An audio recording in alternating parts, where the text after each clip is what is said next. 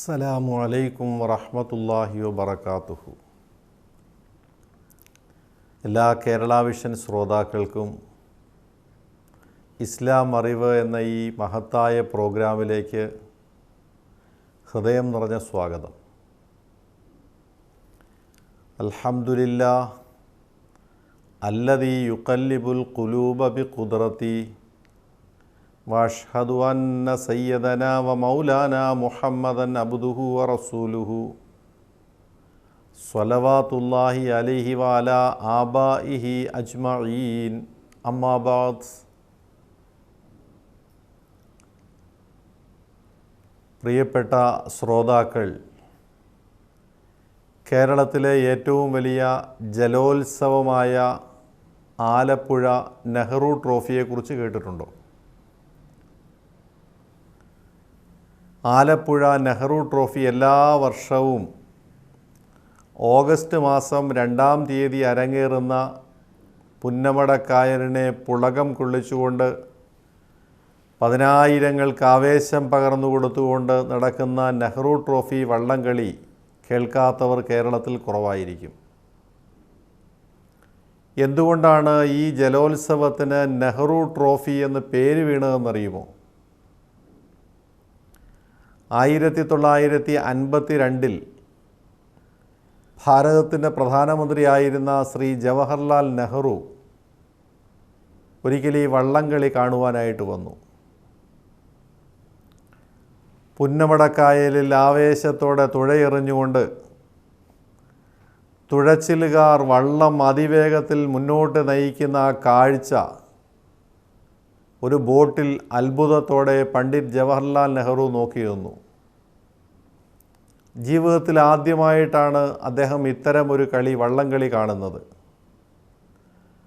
ആവേശഭരിതനായ ശ്രീ നെഹ്റു വള്ളം അതിവേഗത്തിൽ സെക്കൻഡുകളുടെ വ്യത്യാസത്തിൽ വള്ളങ്ങളിങ്ങനെ മത്സരിച്ച് മുന്നേറുന്ന കണ്ട് ആവേശഭരിതനായി. ഉത്സാഹം അദ്ദേഹത്തിന് വല്ലാതെ ഇരട്ടിച്ചു.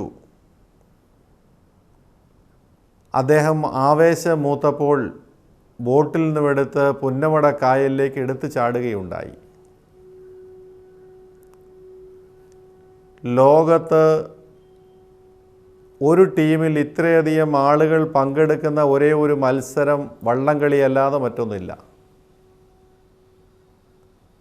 പങ്കെടുക്കുന്ന ഒരു ടീമിൽ ഇത്രയധികം കളിക്കാർ അല്ലെങ്കിൽ ടീം അംഗങ്ങൾ പങ്കെടുക്കുന്ന ഒരു മത്സരം ലോകത്ത് വേറെയില്ല. ഫുട്ബോളോ ക്രിക്കറ്റോ ഹോക്കിയോ വോളിബോളോ ഒക്കെ നമുക്കറിയാം. ഒരു ടീമിൽ പരമാവധി എത്ര പേരാണ് ഉണ്ടാവുക? ഇവിടെ നോക്കുക, 125 തുഴച്ചിൽകാർ, 5 നിലക്കാർ, വള്ളം നിയന്ത്രിക്കുന്നവർ, 5 താളക്കാർ, ഇത്രയും ആളുകളെ വെച്ചാണ് ഒരു ചുണ്ടൻ വള്ളം തുഴഞ്ഞു നീങ്ങുക. ഒരേ താളത്തിൽ ഒരേ ഈണത്തിൽ ഒരുപോലെ ആവേശഭരിതരായി ആ തുഴച്ചിൽക്കാരുടെ തുഴ ഇങ്ങനെ പങ്കായം വെള്ളത്തിലേക്ക് പോകുന്ന ആ കാഴ്ച ഒരേ താളത്തിൽ എത്ര മനോഹരമാണ്, എത്ര രസകരമാണ്. ഇന്ത്യ മഹാരാജ്യത്തിൻ്റെ പ്രധാനമന്ത്രിയാണ് താനെന്നുള്ള കാര്യം അദ്ദേഹം വിസ്മരിച്ചു. പുന്നമടക്കായൽ ജീവിതത്തിൽ ആദ്യമായിട്ട് കാണുന്നതാണ്. അതിൻ്റെ ആഴം അദ്ദേഹത്തിനറിയില്ല. ആഴം പോലും മറന്നു, പരിസരം മറന്നു. ആവേശം മൂത്ത് അദ്ദേഹം കായലിലേക്ക് എടുത്ത് ചാടുകയുണ്ടായി. കായൽ വീണ ജവഹർലാൽ നെഹ്റു വെള്ളം കുടിച്ചു. സെക്യൂരിറ്റിക്കാരും പോലീസുകാരും തുഴച്ചിൽക്കാരും ഉടൻ തന്നെ ചാടി വളരെ പാടുപെട്ടാണ് അദ്ദേഹത്തെ വെള്ളത്തിൽ നിന്ന് പൊക്കിയെടുത്തത്. മരണത്തെ മുഖാമുഖം കണ്ട് മരണത്തിൽ നിന്ന് കഷ്ടിച്ച് അദ്ദേഹം രക്ഷപ്പെടുകയാണ് ഉണ്ടായത്. ഈ സംഭവത്തോടു കൂടിയാണ് ആലപ്പുഴ വള്ളം കളിക്ക് നെഹ്റു ട്രോഫി വള്ളംകളി എന്ന് പേരിട്ടത്. അദ്ദേഹത്തിൻ്റെ സ്മരണയ്ക്ക് വേണ്ടി ആ പേര് ഇടുകയും എല്ലാ വർഷവും ഓഗസ്റ്റ് 2-ാം തീയതി നടക്കുകയും ചെയ്യുന്നു. ഞാൻ പറഞ്ഞു വന്നത് കേവലം ഭൗതികമായ ഒരു മത്സരം കണ്ട് ആ മത്സരത്തിൽ ആവേശഭരിതനായി പരിസരം മറന്ന് പണ്ഡിറ്റ് ജവഹർലാൽ നെഹ്റു പുന്നമടക്കായലിൽ എടുത്ത് ചാടിയെങ്കിൽ കേവലം ഭൗതികമായ ഒരു കാര്യത്തിൻ്റെ പേരിൽ ഒരു വലിയ മനുഷ്യന് ഇത്രമാത്രം ആ മത്സരത്തിൽ ആ കാര്യത്തിൽ ലയിച്ച് അദ്ദേഹം പോയെങ്കിൽ ഒരാത്മീയവാദിക്ക്, അള്ളാഹുവുമായി ബന്ധമുള്ള ഒരു സത്യവിശ്വാസിക്ക് അള്ളാഹുവിന് ഇബാദത്ത് ചെയ്യുമ്പോൾ, അള്ളാഹുവിൽ ലയിക്കുമ്പോൾ എത്രമാത്രം ചൈതന്യമുണ്ടാവണം, എത്രമാത്രം ലയനം അതുമായിട്ട് നടക്കണമെന്ന് കാണിക്കുന്നതിന് വേണ്ടിയിട്ടാണ്.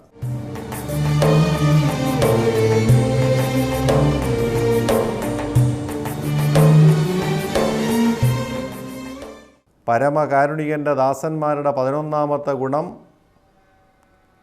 അള്ളാഹുവിൻ്റെ ഏതെങ്കിലും വചനങ്ങൾ കേട്ടാൽ അതിൽ പൂർണ്ണമായി മുഴുകുക, ലയിക്കുക, അള്ളാഹുവിനെക്കുറിച്ച് വിസ്മൃതി ഉണ്ടാകാതിരിക്കുക എന്നുള്ളതാണെന്ന് നമ്മൾ പറയുകയുണ്ടായി.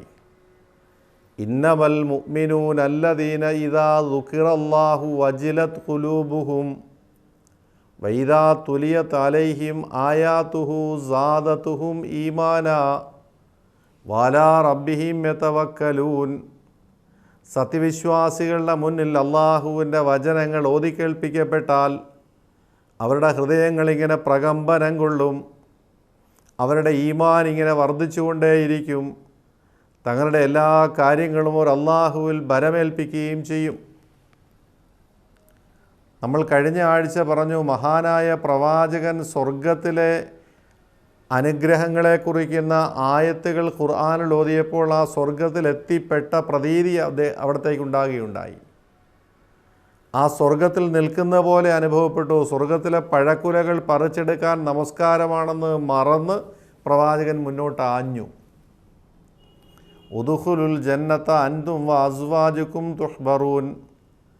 സന്തോഷത്തോടുകൂടി ജനങ്ങളെ, നിങ്ങളെ സ്വർഗത്തിലേക്ക് ആനയിക്കപ്പെടും, നിങ്ങളെയും നിങ്ങളുടെ ഇണകളെയും. യുതാഫു അലൈഹിം ബിസ്വിഹാഫിൻ മിൻ ദഹബിൻ വ അക്വാബിൻ വഫീഹാ മാ തഷ്തഹീഹിൽ അൻഫുസു വതലദ്ദുൽ അയ്യുനു വഅൻതും ഫീഹാ ഖാലിദൂൻ. സ്വർണ്ണ തളികകളായിരിക്കും, സ്വർണ്ണ കോപ്പകളിലായിരിക്കും ഭക്ഷണങ്ങളും പാനീയങ്ങളും നിങ്ങൾക്ക് കൊണ്ടുവരപ്പെടുക. മാ തഷ്തഹീഹിൽ അൻഫുസു, നിങ്ങൾ ആഗ്രഹിക്കുന്ന, നിങ്ങളുടെ മനസ്സ് കൊതിക്കുന്ന എല്ലാ കാര്യങ്ങളും അവിടെ നിങ്ങൾക്ക് ലഭിക്കും. വതലദ്ദുൽ അയ്യുനു, നിങ്ങളുടെ കണ്ണുകൾക്ക് ഇമ്പമാകുന്ന, രസമുണ്ടാക്കുന്ന, കുളിർമയാകുന്ന കാഴ്ചകളായിരിക്കും കാണുക. വഅൻതും ഫീഹാ ഖാലിദൂൻ, സ്വർഗത്തിൽ കാലാകാലം ഈ അനുഗ്രഹങ്ങൾ മുഴുവനും നിങ്ങൾക്ക് ലഭിക്കും. അവിടെ മരണമില്ല, ഇടവേളകളില്ല, പൂർണ്ണമായും അനുഗ്രഹങ്ങൾ ലഭിക്കും. വതിൽക്കൽ ജന്നത്തുല്ലത്തി ഊരിസ്തുമൂഹാ ബിമാ കുന്തും തഅമലൂൻ. ഈ ഭൗതിക ലോകത്തെ ജീവിതത്തിൽ നിങ്ങൾ ചെയ്യുന്ന സൽപ്രവർത്തനങ്ങളുടെ പേരിൽ അള്ളാഹു അനന്തരാവകാശമായി എന്നേക്കും നിങ്ങൾക്ക് സ്വർഗം നൽകും. ലക്കും ഫീഹാ ഫാക്കിഹത്തുൻ കസീറത്തുൻ മിൻഹാ തഅകുലൂൻ. ഇഷ്ടപ്പെട്ട പഴങ്ങളും ഫലങ്ങളും യഥേഷ്ടം നിങ്ങൾക്ക് അതിൽ നിന്ന് ഭക്ഷിക്കാൻ കഴിയും. ഇന്നൽ അബ്റാറ ലഫീ നഈം. ഈ ലോകത്ത് സുഹൃതവാന്മാരായി ജീവിച്ചവർ, സജ്ജനങ്ങളായി ജീവിച്ചവർ, പാപകർമ്മങ്ങളിൽ മുഴുകാതെ സൽക്കർമ്മങ്ങൾ ചെയ്ത് ജീവിച്ചവർ അവർ ഉന്നതമായ അനുഗ്രഹത്തിലും സുഖാനുഭൂതിയിലും ഉല്ലാസത്തിലുമായിരിക്കും. പുണ്യവാന്മാരെല്ലാം ഉല്ലാസത്തിലായിരിക്കും. അലൽ അറായികി യൻദുറൂൻ. ആട്ടുകട്ടിലുകളിൽ, സപ്രപഞ്ചങ്ങളിൽ പരസ്പരം അഭിമുഖം നോക്കിക്കൊണ്ട് ഉന്മേഷവരായി, സന്തോഷവാന്മാരായി, സന്തോഷവതികളായി അവരിങ്ങനെ കഴിഞ്ഞുകൂടും. തഅരിഫു ഫീ വുജൂഹിഹിം നളറത്തൻ നഈം. അവരുടെ മുഖഭാവം കണ്ടാൽ തന്നെ അവരനുഭവിക്കുന്ന സുഖത്തിൻ്റെ രസം, ആസ്വാദ്യം നിങ്ങൾക്ക് അനുഭവപ്പെടും. അവരുടെ മുഖത്തിൽ നിന്ന് തന്നെ അവരനുഭവിക്കുന്ന ഉല്ലാസവും ആഹ്ലാദവും ആനന്ദവും നിങ്ങൾക്ക് വെളിപ്പെടും. യുസ്കൗന മിർ റഹീഖിൻ മഖ്തൂം. സീൽ വയ്ക്കപ്പെട്ട ചഷകങ്ങളിൽ നിന്ന്, കുപ്പികളിൽ നിന്ന് അവരിങ്ങനെ രുചിച്ചുകൊണ്ടിരിക്കും, കുടിച്ചുകൊണ്ടിരിക്കും. ഖിതാമുഹു മിസ്ക്. ആ സീലാകട്ടെ കസ്തൂരി കൊണ്ടായിരിക്കും. ഒഫീ ദാലിക ഫൽയതനാഫസിൽ മുതനാഫിസൂൻ. മത്സരിക്കേണ്ടവർ ഇതിനു വേണ്ടിയാണ് മത്സരിക്കേണ്ടത്, പാടുപെടേണ്ടവർ ഇതിനു വേണ്ടിയാണ് പാടുപെടേണ്ടത്, പ്രയത്നിക്കേണ്ടവർ ഇതിനു വേണ്ടിയാണ് പ്രയത്നിക്കേണ്ടത്. അതുകൊണ്ട് ഇതിനു വേണ്ടി പരിശ്രമിച്ചു കൊള്ളുക, ആഹ്ലാദിച്ചു കൊള്ളുക എന്ന് അല്ലാഹു പരിശുദ്ധ ഖുർആൻ. കൊതിക്കുന്ന പഴമടുക്കുന്നതാ കയറേണ്ട, പറിച്ചാലുടൻ മുളയ്ക്കുന്നതാ കുറയേണ്ട.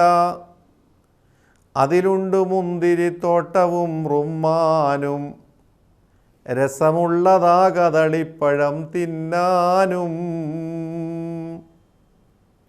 കൊതിക്കുന്ന പഴമടുക്കുന്നതാ കയറേണ്ട, പറിച്ചാലുടൻ മുളയ്ക്കുന്നതാ കുറയേണ്ട. ആഗ്രഹിക്കുന്ന ഫലവർഗ്ഗങ്ങൾ നമ്മുടെ അടുക്കലേക്ക് ചാഞ്ഞു വരും. യുതാഫു അലൈഹിം, അതിങ്ങനെ ചാഞ്ഞു വരും. നാം അങ്ങോട്ട് പോവുകയോ മരം കയറി പറിക്കുകയോ ഒന്നും വേണ്ട. ഇനി ഒരെണ്ണം അടർത്തിയെടുത്താലോ ആ സ്ഥാനത്ത് മറ്റൊന്നുടൻ തന്നെ മുളച്ചു കഴിഞ്ഞു.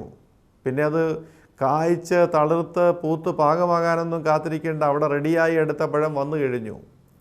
അതിലുണ്ട് മുന്തിരിത്തോട്ടവും റുമ്മാനും, രസമുള്ളതാ കദളിപ്പഴം തിന്നാനും. പറക്കും സരീർ അതിലുണ്ട് കാറെടുക്കേണ്ട, ഒലിക്കുന്ന നീരെടുത്തുണ്ട് സ്ക്രൂ തിരിക്കേണ്ട.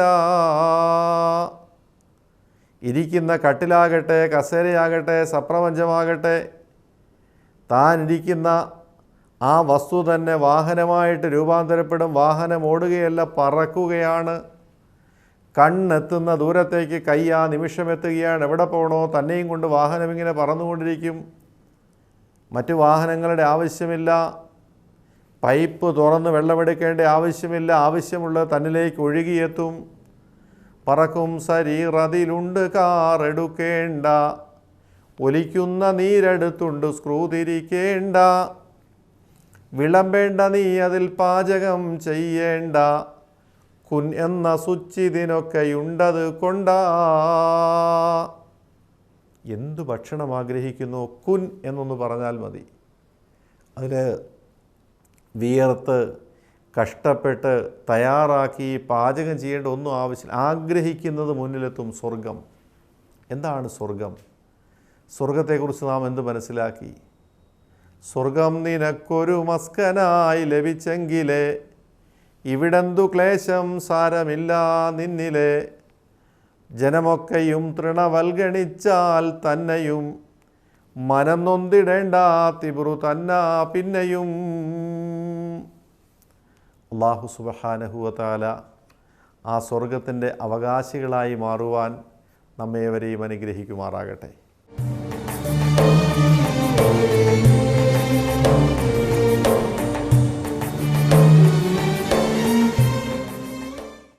സ്വർഗത്തിലെ ഈ അനുഗ്രഹങ്ങളെക്കുറിച്ചുള്ള ആയത്തുകൾ ഓതിയപ്പോൾ അള്ളാഹുവിൻ്റെ റസൂൽ നമസ്കാരത്തിൽ ചലിക്കാൻ പാടില്ല എന്നുള്ളത് മറന്ന് പ്രവാചകൻ മുന്നോട്ട് നടന്നു പോവുകയുണ്ടായി എന്ന് ഹദീസിൽ കാണാം.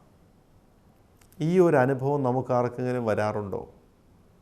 കേവലം ഒരു വള്ളംകളി, തുഴച്ചിൽക്കാരുടെ ആവേശത്തോടെയുള്ള തുഴച്ചിൽ കണ്ടപ്പോൾ ഇന്ത്യയുടെ പ്രധാനമന്ത്രി കായലിൽ ചാടിക്കളഞ്ഞു, പരിസരം മറന്നു.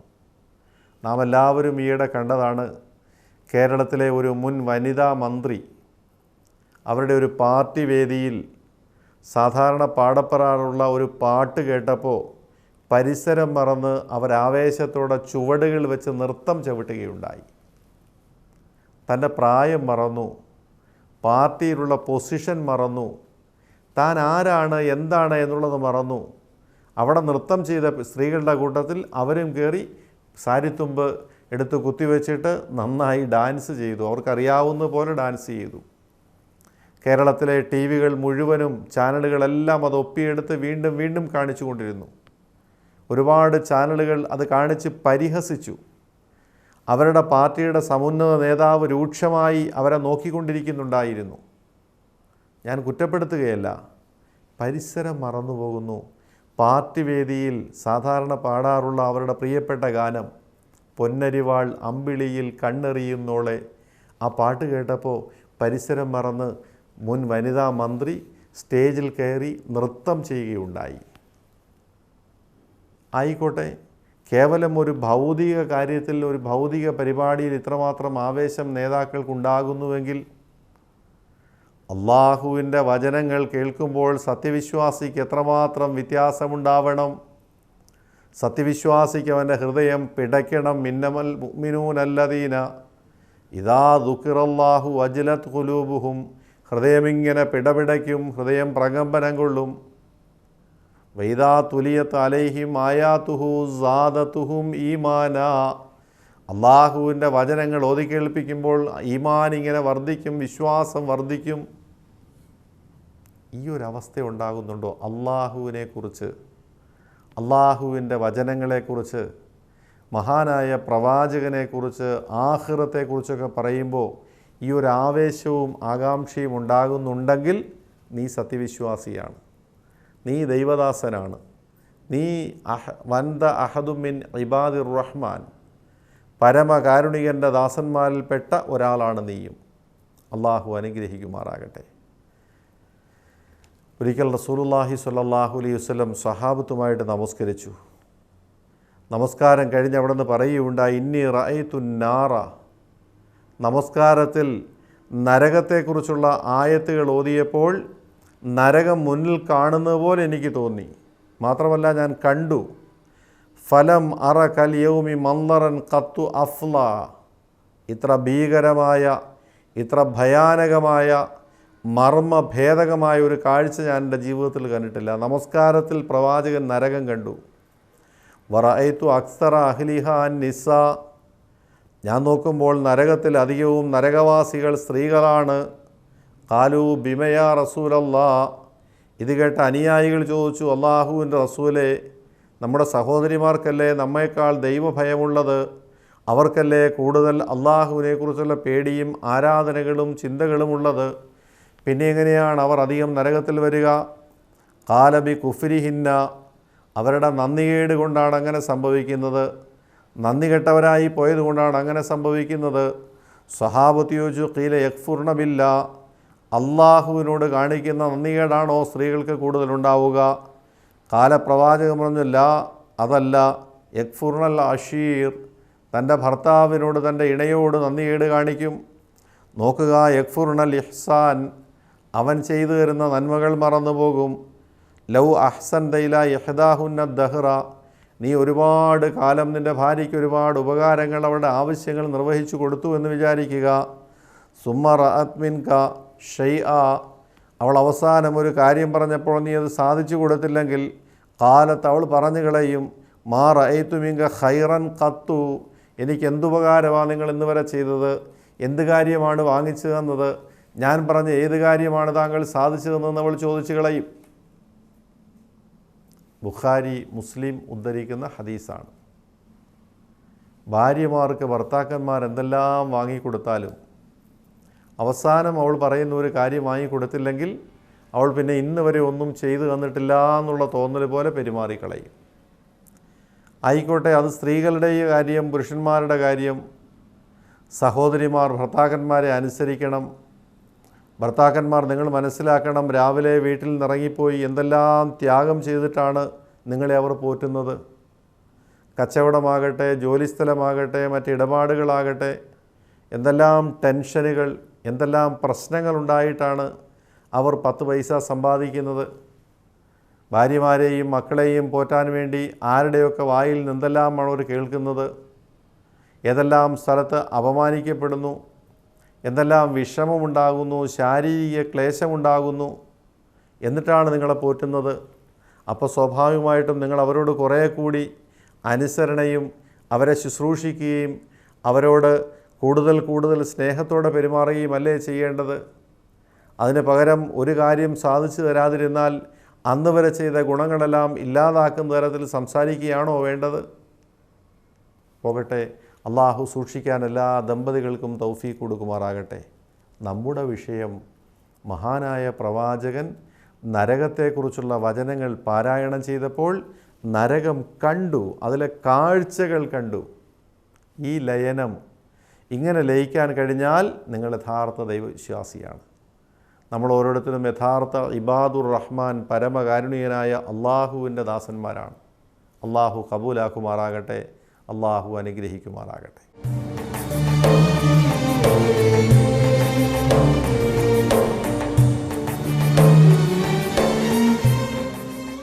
ഇസ്ലാം അറിവ് എന്ന ഈ പ്രോഗ്രാമിലൂടെ നിങ്ങൾക്കൊരുപാട് വിജ്ഞാനം പകർന്നു കിട്ടുന്നുണ്ട് എന്നാണ് വിചാരിക്കുന്നത്. മറ്റെന്തെങ്കിലും നിർദ്ദേശങ്ങൾ നിങ്ങൾക്കുണ്ടെങ്കിൽ ഞങ്ങൾക്ക് എഴുതാം.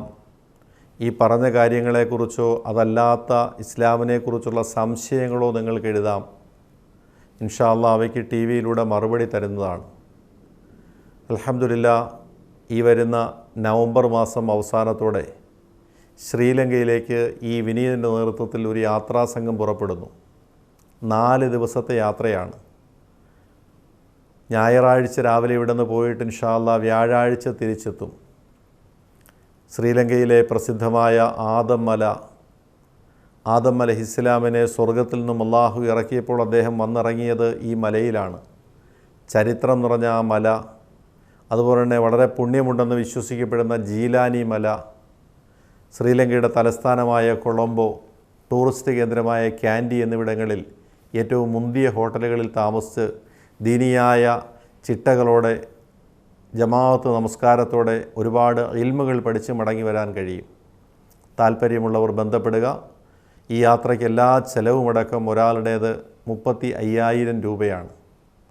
9746968177 ഈ നമ്പറിൽ ബന്ധപ്പെട്ട് ബുക്ക് ചെയ്യുക. അല്ലാഹു സുബ്ഹാനഹു വ തആല നമ്മുടെ ഈ പ്രോഗ്രാം ഒരുപാട് പേർക്ക് വിജ്ഞാനവും ആശ്വാസവും പകരുന്ന പ്രോഗ്രാമാക്കി കബൂലാക്കുമാറാകട്ടെ. ഇസ്ലാം അറിവിന് വേണ്ടി പാടുപെടുന്ന പ്രയത്നിക്കുന്ന എല്ലാവർക്കും ശ്രോതാക്കൾക്കും അള്ളാഹു നല്ലത് വരുത്തട്ടെ എന്ന ദുആയോടുകൂടി ഇൻഷാ അല്ലാഹ് അടുത്ത ആഴ്ച ഇതേ ദിവസം ഇതേ സമയം കേരള വിഷനിലൂടെ നമുക്ക് വീണ്ടും കണ്ടുമുട്ടാം.